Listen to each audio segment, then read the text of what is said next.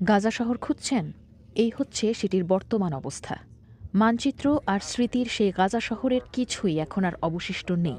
ডান দিকের এই এলাকাটির নাম বেইত হানুন, যেখানে একসময় হাজারো মানুষ বসবাস করত। আর এই এলাকার নাম সুজায়া।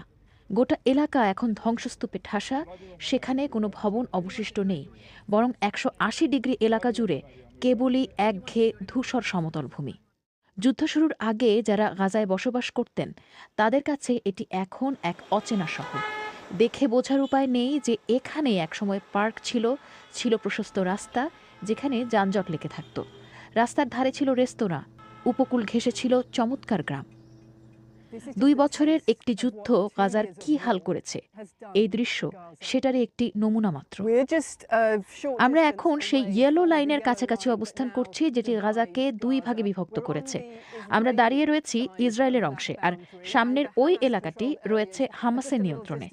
এই চুক্তিকে বলা হচ্ছে ডোনাল্ড ট্রাম্পের শান্তি পরিকল্পনার প্রথম অর্জন। কিন্তু সেটিও যে কতটা নাজুক তা প্রতিনিয়তই বোঝা যাচ্ছে। যতবারই এই চুক্তিতে ফাটল দেখা দিচ্ছে, ততবার পুরো শান্তি পরিকল্পনাও ঝুঁকির মুখে পড়ছে।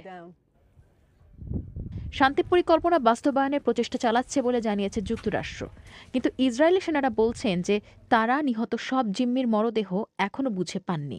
হামাস চুক্তির প্রথম অংশের সব শর্ত পূরণ করেনি।